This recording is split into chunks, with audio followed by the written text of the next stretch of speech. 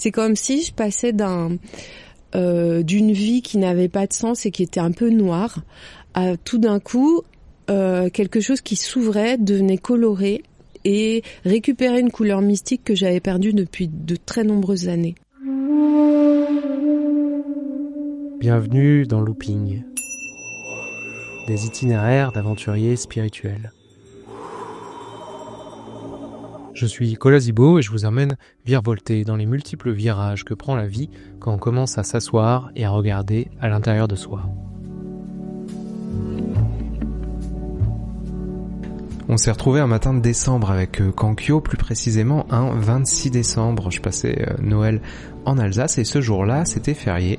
La campagne ronronnait sous un beau soleil froid. Je l'ai trouvée au bout d'un petit chemin en train de s'occuper de ses chevaux et elle m'a amené dans la partie haute du monastère qui est à la fois un lieu de retraite pour humains et pour animaux. Elle m'a proposé de faire l'interview dehors, j'étais plutôt bien habillé et elle a l'habitude du froid. Donc on s'est assis sur la terrasse et elle m'a raconté son histoire.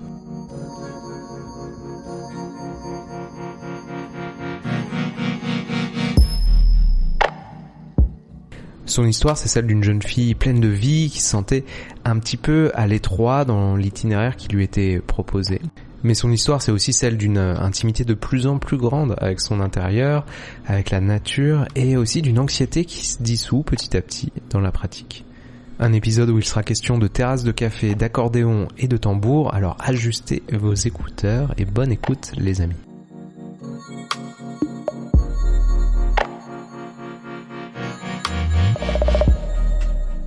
Alors, je m'appelle Kankyo Tanier, je suis nonne bouddhiste donc dans la tradition du zen. Donc, je suis née en 1974 avec une enfance en banlieue parisienne, avec pour caractéristique peut-être qu'elle était assez imprégnée de religion catholique, puisque mon père était le secrétaire de la paroisse et qu'on avait beaucoup d'activités au niveau du catholicisme. Et c'était d'ailleurs très très intéressant avec des belles valeurs. À l'époque, dans les années 70, dans la couronne de Paris, c'était la couronne rouge, c'était une couronne ouvrière et il y avait aussi l'arrivée des premiers migrants ou des premières vagues de l'immigration.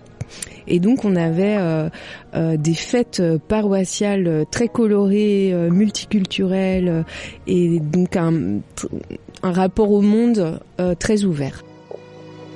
Donc mon père et ma mère ont 30 ans d'écart et mon père était né avant la Deuxième Guerre mondiale et donc c'était une éducation assez rude, assez à l'ancienne où les enfants doivent suivre les règles sans faillir. Et donc c'était pas simple. Quand j'étais toute petite, j'imaginais que j'avais un ange gardien. On m'avait dit que j'avais un ange gardien, donc je cherchais absolument à le voir. Alors je me retournais d'un coup régulièrement pour voir s'il n'était pas dans mon dos. Alors je l'ai jamais vu, mais il y avait cette présence. Et puis un peu plus grande, j'étais très attirée par la figure des nonnes, des mystiques, de cet engagement spirituel très fort. Et c'est ce qui m'a poussée à de devenir nonne bouddhiste en fait. Une autre religion, mais la même vision d'une spiritualité du quotidien. Enfin, que toute la vie quotidienne soit imprégnée de spiritualité. Et ça me paraissait déjà à l'époque assez lumineux.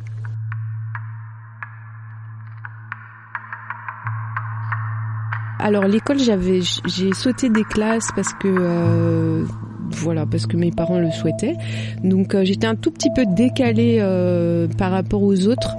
Je me sentais un peu à l'écart et puis un peu plus petite. Quand je vois les photos de classe, les autres ont vraiment l'air d'être beaucoup plus âgées que moi. Puis il y a une espèce de petite fille là au milieu. Donc j'avais quand même des copines, mais je me sentais pas hyper à l'aise dans ce décalage d'âge. Donc après le lycée, je savais pas trop quoi faire finalement. Et mes parents voulaient pas que j'aille en lettres parce qu'ils m'ont dit que c'était des glandeurs.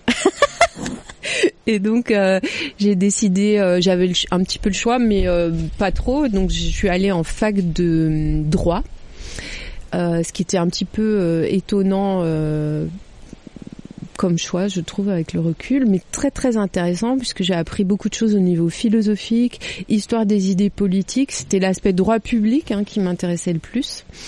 Et donc j'ai fait une maîtrise de droit public, mais au forceps, c'est-à-dire que j'étais intéressée par mes études, mais pas trop. Et en même temps, je commençais à chanter beaucoup, je faisais des concerts de jazz, je sortais beaucoup, etc., etc. Et donc j'ai fait ma licence et ma maîtrise à chaque fois en 2 ans. Donc là, j'ai perdu le retard que j'avais. Et c'était aussi les soirées étudiantes. On avait des groupes, on faisait vraiment beaucoup la fête. Pour tout dire, là, c'était d'un point de vue émotionnel extrêmement difficile. Moi, je suis entrée en fac, sans beaucoup de repères, sans beaucoup de compréhension du monde, sans beaucoup de liens très fraternelle avec les autres étudiants. Pendant toute une période, plusieurs mois, j'étais atteinte un petit peu de phobie sociale, donc j'avais peur d'entrer dans le bus, j'avais peur d'entrer dans l'amphi. Enfin, c'était assez difficile. Et je fuyais tout ça, tout ce maelstrom émotionnel, en faisant la fête, en buvant trop, et en prenant à peu près toutes les drogues qui peuvent exister sur Terre. Donc j'avais eu cette éducation assez stricte et assez traditionnelle, et il me manquait un sens. Je voyais pas l'intérêt de faire des études pour avoir une bonne position sociale, acheter une maison et fonder une famille. C'était pas ça me donnait pas du tout envie, en fait, le futur qui était proposé à l'époque, qui était en fait très très répandu à l'époque, puisqu'il n'y avait pas autant de liberté de penser, on peut dire, qu'aujourd'hui. En même temps que je faisais donc mes études, je me suis formée comme professeure de chant, puisque je chantais beaucoup. J'ai fait 1 an de formation assez complète au Centre polyphonique de Franche-Comté, et donc quand j'ai eu terminé mes études de droit, j'ai fait 2 choses. C'est à la fois commencer à enseigner le chant, donc à avoir en individuel, plutôt chant musique actuelle, donc il n'y avait pas beaucoup de gens qui l'enseignaient, puisque l'essentiel du chant était dans les conservatoires. Donc j'ai eu pas mal de monde assez vite.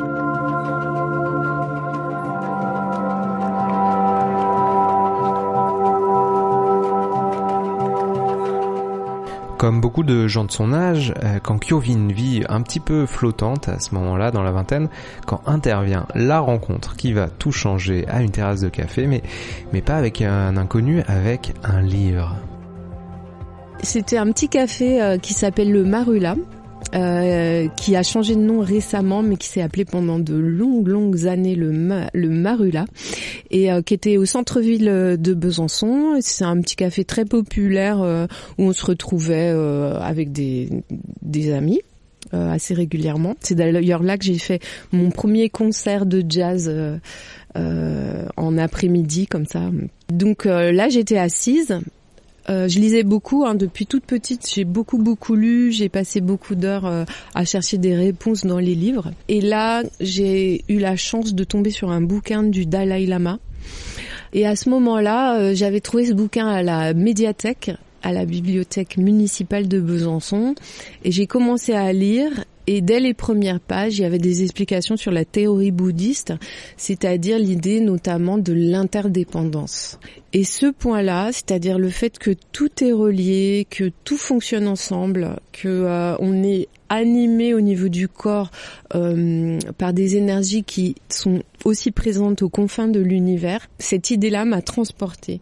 C'est comme si je passais d'une vie qui n'avait pas de sens et qui était un peu noire, à tout d'un coup quelque chose qui s'ouvrait, devenait coloré et récupérait une couleur mystique que j'avais perdue depuis de très nombreuses années. Et il y a eu un avant et un après.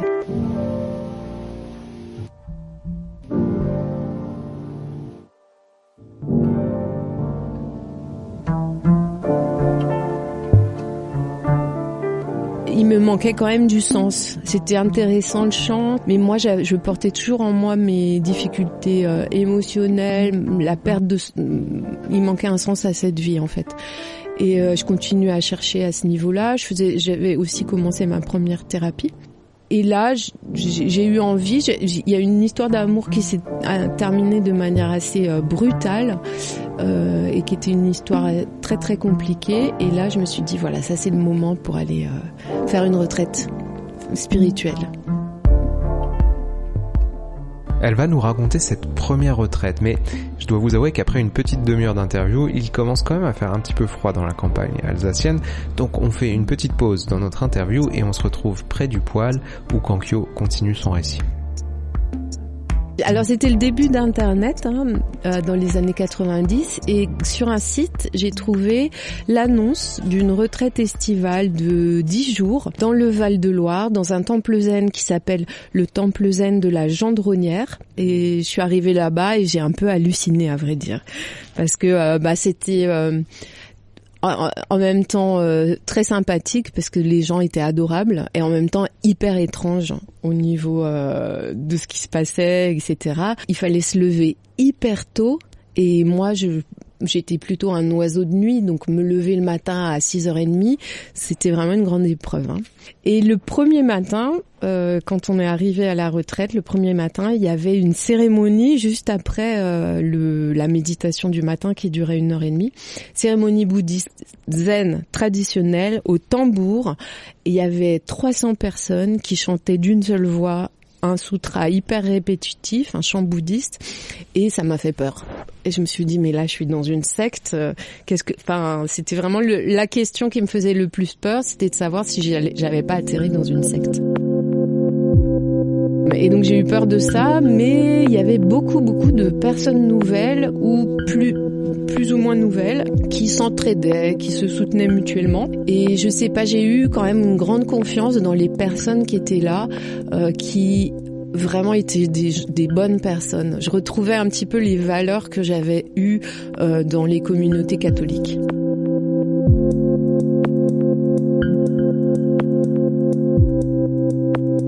Donc ces 10 jours se sont très bien passés, il y a eu pas mal de rebondissements, c'était extrêmement dur du point de vue du corps. La posture de zazen, elle est assez exigeante, elle demande vraiment une posture particulière, puis moi j'avais pas l'habitude d'être immobile comme ça. Donc le souvenir que j'ai, c'était des difficultés physiques et non pas émotionnelles. Les difficultés émotionnelles, elles sont venues un peu plus tard. Là j'étais vraiment concentrée sur il faut que je tienne le coup au niveau corporel. Et ces méditations, elles étaient accompagnées par des enseignements qui soutenaient vraiment la pratique. Il y avait plein de jeunes, beaucoup de jeunes. Et je me suis sentie très bien, très accueillie. Les 2 premiers jours, j'étais quand même un petit peu aux aguets, sur mes gardes pour savoir où est-ce que j'avais atterri. Et ensuite, je me suis sentie de plus en plus à l'aise. Et notamment, il y a eu ce zazen, cette méditation, où pour la première fois, j'ai senti que j'étais arrivée où je devais être. Comme un profond soulagement. Donc ce moment où l'esprit retourne dans le corps, on pourrait dire, ou bien le corps et l'esprit se mettent en unité. Et j'étais vraiment complètement là, j'avais retrouvé mes sensations, j'avais retrouvé une forme de refuge intérieur. Et cette expérience-là, elle était une des plus belles de ma vie.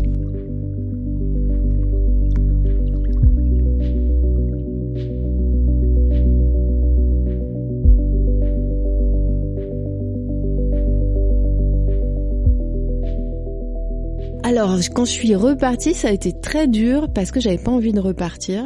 Et surtout, la vie sociale, pour le coup, me paraissait avoir encore moins de sens qu'avant. Donc j'ai dû reprendre des activités pendant 1 an. Mais tout de suite, j'ai commencé à chercher où est-ce que j'allais pratiquer le zen. Donc c'était vraiment une idée fixe. Je suis descendue dans le sud de la France, je suis allée en Suisse, je suis allée à Paris. J'ai un peu exploré comme ça en train les différents lieux de pratique pour chercher où est-ce que j'allais m'installer. Et donc j'ai trouvé ici, je suis venue au mois de septembre, donc la retraite était au mois de juillet. Je suis venue ici en septembre 2000 pour ma première retraite. Après j'en ai fait plusieurs. Puis peu à peu émerge dans son esprit l'idée de devenir nonne, comme les figures catholiques qui l'a fasciné dans son enfance. Je lui demande comment cette décision vient à elle. Au tout début, j'avais pas pris la décision de devenir nonne. En fait, je pensais même m'installer à Strasbourg puisqu'il y a un très grand centre zen en ville. J'avais pas prévu d'habiter dans un monastère. C'est le maître Wangen avec lequel j'ai discuté qui m'a dit mais pourquoi tu viens pas t'installer directement au monastère ? Il y a l'environnement idéal et tu pourras continuer à travailler comme prof de chant à Strasbourg. J'avais pas pensé à cette possibilité-là. Et en effet, c'était ce qui paraissait le plus simple. Donc devenir nonne, c'est venu un tout petit peu plus tard. Là, j'y pensais déjà parce que j'avais cet imaginaire de quand j'étais petite où j'avais eu beaucoup d'exemples spirituels assez inspirants de nonnes catholiques, mais c'était pas ma priorité.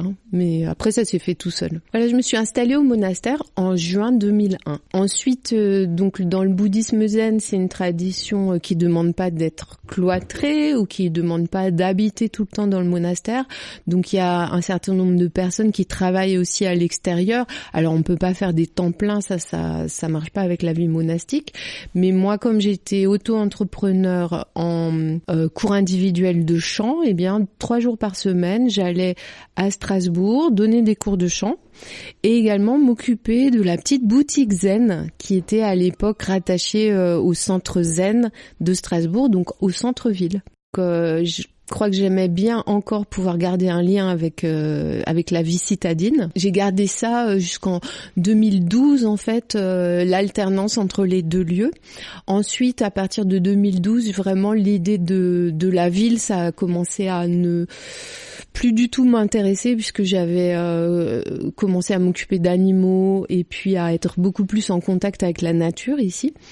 Donc après, j'allais plus travailler en ville, mais pendant des années, j'ai fait ça et très intéressant, voilà, l'idée de pouvoir circuler de manière harmonieuse entre les deux atmosphères, entre les deux univers et d'avoir du coup un discours adapté à la vie des citadins.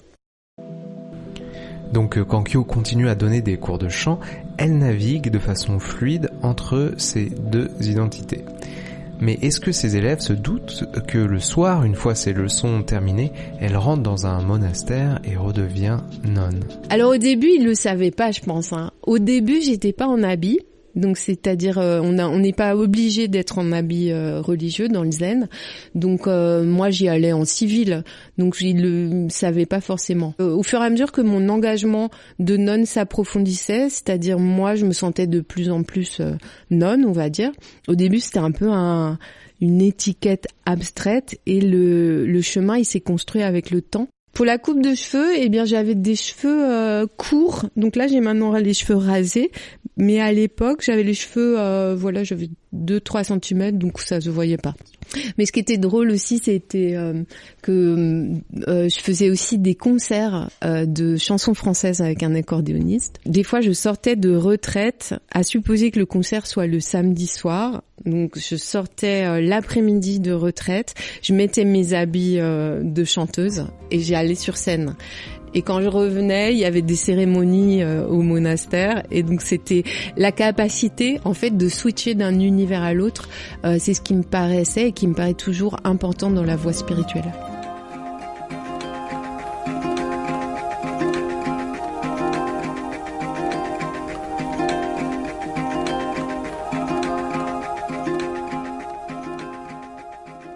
J'ai été longtemps atteinte de ce qu'on appelle maintenant de l'anxiété chronique.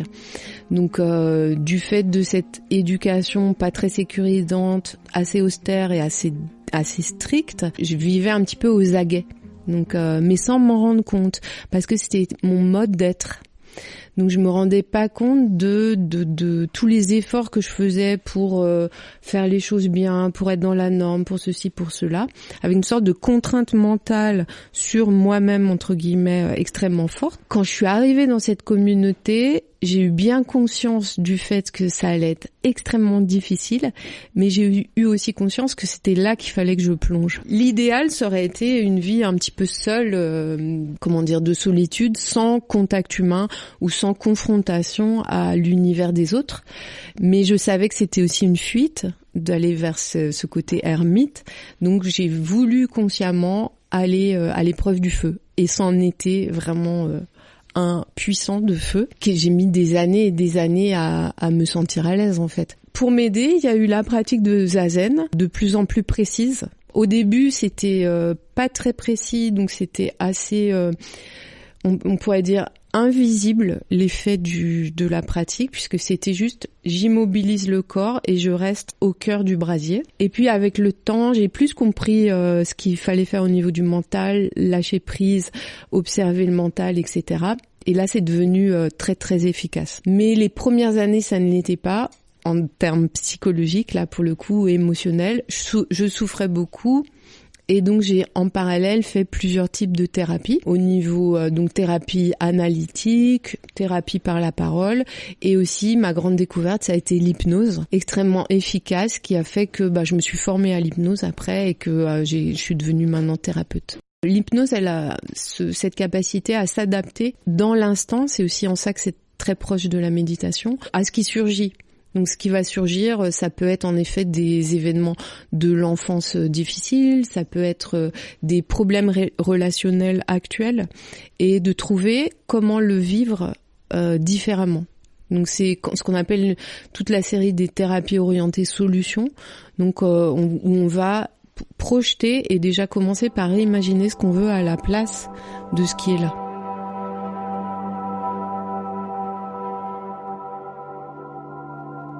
Alors ensuite, avec les années qui passaient, effectivement, il y a eu cette grande découverte pour moi qui a été la découverte de la nature. Je mets ça à peu près vers l'année 2009 ou 2010. J'ai plus exactement les dates, mais jusqu'avant cette date, j'habitais au monastère qui est dans un petit village d'Alsace, mais je n'allais jamais en forêt alors qu'il est à l'orée d'une forêt. Et moi, j'étais quelqu'un de citadin dans ma tête. Donc chaque fois qu'il s'agissait de sortir ou de faire quelque chose, je me projetais plutôt en direction de la ville. Et donc vers 2009-2010, j'ai eu un chat qui a disparu et que j'ai commencé à chercher en forêt. Donc j'adorais ce chat et j'ai passé des semaines à le chercher. D'abord dans les chemins de forêt, c'était déjà une grande découverte. Et puis ensuite hors des chemins, dans les prés, un peu partout et autour du monastère. Et là j'ai découvert les chevaux qui habitent là depuis des années, mais que j'avais pas vraiment vu, avec lesquels j'avais pas vraiment de contact. Et c'est comme si ce chat, en fait, il m'avait entraîné, je l'ai jamais retrouvé, mais il m'a offert la forêt, les chevaux, etc. Et j'ai commencé à tisser un lien assez fort avec ces chevaux, commençant à m'en occuper. Et quand les personnes âgées qui avaient l'ancien élevage ont voulu prendre leur retraite, le projet s'est fait de manière un petit peu naturelle. Mon planning quand je suis au monastère et quand je suis pas en retraite solitaire, c'est lever 5 heures. Ensuite, je m'occupe des animaux déjà le matin avant la méditation. La méditation, qu'on appelle zazen, elle est de 6h30 à 8h. Ensuite, on a une cérémonie bouddhiste qui dure environ 20 minutes. Ensuite, le premier repas de la journée, donc un petit déjeuner traditionnel. On mange une soupe de riz aux petits légumes en silence. Ce rituel du repas, il dure 30 minutes, etc., etc. Voilà, c'est très cadré comme ça pendant la journée.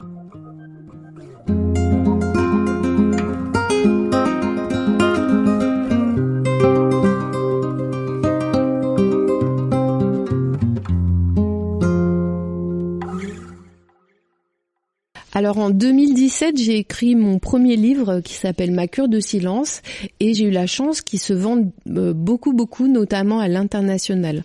Donc il a été traduit en 16 langues et un peu tous les pays où il y avait eu des traductions m'ont invité à venir donner des conférences, à venir rencontrer les médias locaux.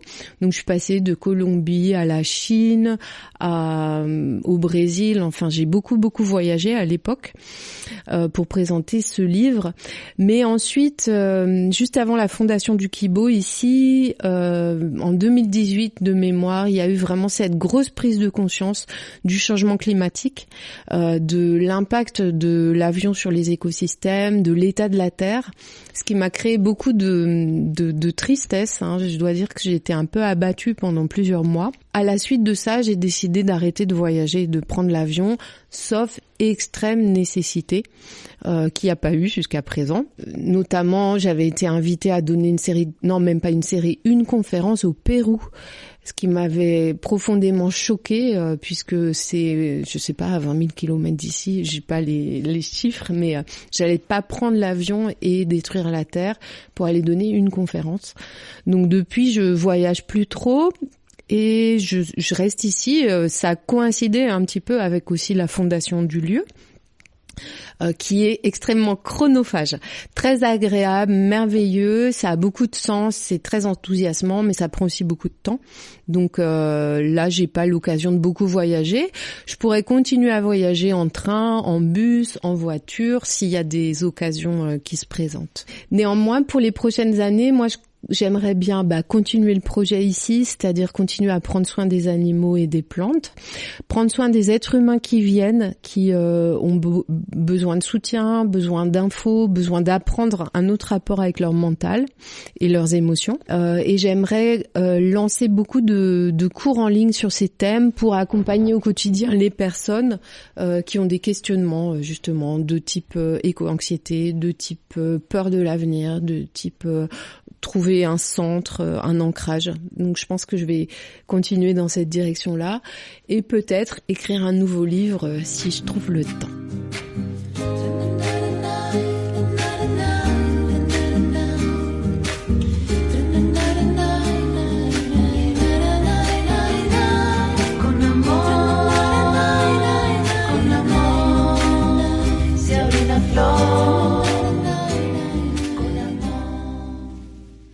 À l'issue de cet épisode, vous l'aurez compris, Kankyo est donc une nonne bien occupée.